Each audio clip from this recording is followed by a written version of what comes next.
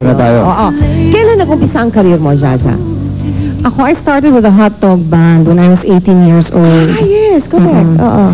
And then, I went solo. I was with them for less than a year. Napaka-naive ko pa kasi noon eh. Ang gustong-gusto ko talaga, mapasok sa recording. And then we cut our first single. Tapos, nung nagre-record kami nung Careful, Careful, yung carrier single namin noon, talagang ginagandahan ko ng todo. Tapos nalapit sa akin yung magkapatid, no? Sina the Garcia brothers, telling me, pwede ba boses olive oil ang gawin mo? Oo. So sabi ko, bakit ganun? Yung pala kasi novelty yung kanta, hindi ko masakyan. Yeah. And then, pagkatapos nung pumuesto kami sa Hyatt Circuit Disco, hindi ko rin masyadong naintindihan. Sabi ko, akala ko recording star na ako. Yung pala, you know, bakit kami nakapuesta dito? Siyempre, palang kailangan ng training, no? Sa live singing. Eventually, though, I went on a solo career. Nervous ka pa ba ngayon, Regine? Oo. Kasi natural naman yun eh. Sometimes nga pag hindi ka naninervous, parang ang corny na. Ng performance mo? Parang corny yung performance. Kaya, kahit na isang kanta lang yung kakantahin ko, naghahanap ako ng nag-iisip ako ng ano na kung baka madapa ako, dahil naninervous na ako nun. Which laging nangyayari, nadadapa ako. Hindi na yung sorpresa sa akin. Naghahanap ako talaga ng mga maliliit na bagay na pwedeng magpakaba sa akin. Ikaw ba, Jaya? May nervous ka pa rin? Malakas po. Malakas? Malakas. Even like if I sing there, right now, I'll shake like this. Wala lang. Kasama sa trabaho yun eh. Kanina, natigil tayo dun sa you had a career in the States, no? Paano ngayon at nandito ka sa Pilipinas? Paano yun?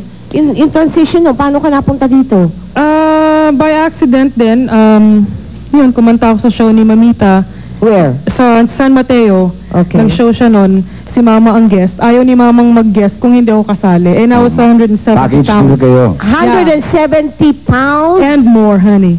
So, hindi, chika lang yun. Oh my goodness, So, yung pagtaba ko na yun was because of depression. I was probably Sa lahat mentally... na nadidepress siya, ang tumataba. Well, my drug was food and alcohol.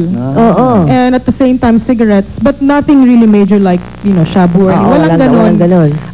No crack. Nah, it's too expensive.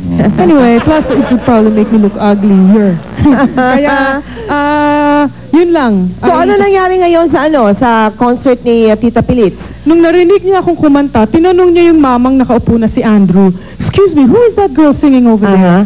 "Oh, that's Louise. That's Elizabeth Ramsey's daughter." Yeah. Yun, na ano lang siya na, may anak pa pala tong isa kasi akala niya 3 lang yun sila eh. Meron pa palang isa. So, kinonvince niya talaga akong umuwi. Parang ang pakiramdam ko nga, nangako siya sa Viva na iuuwi, parang nangako siya sa akin na ang Viva ready na for me. Pero I'm sure ang Viva, hindi nila alam na ganun ako kalaki. I had stopped singing for 2 years. So, she convinced you? Ka na niya. Bago ko pa ba umuwi? Some negotiations being made there and at the same time being made with me. But with my trust for Pilita Corrales, I mean, how can I go wrong? How can how can anything go wrong with her? What song was this that attracted Pilita to your voice? I have no idea. When you were at that concert, sabi mo kumakanta ka at napakinggan niya yung boses mo. Show Me Love. Ano yun? Show Me Love. You know that song, Robin S. You've got to show me love. Not so easy to say. Something like that, Janet. Sarap ng mga singer na to. Gaganon lang kumikita na. Ang ganda na, no? Ganda ng tono eh. Jaja, what was your favorite song, yung sa tansya mo, no, that really catapulted you into this stature in the industry? I guess Kahit Na. The first single. Kahit na. Kahit na. Ako naalala ko sa kanya Kahit na. yung mga Kahit bubuo. na ikaw pa minsan, halik mo di ko na. Okay. Right. And so, of course, I asked the same question to Regine. What song? Yung song na tingin mo that really put you up there. Narito. Narito!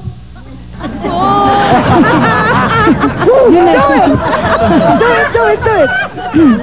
Narito ako na lagi nang nakatingin. Narito akong umiibig. We'll be back with Jaya, Jaja, and Regine. Pagkatapos namin po ng ilang paalam.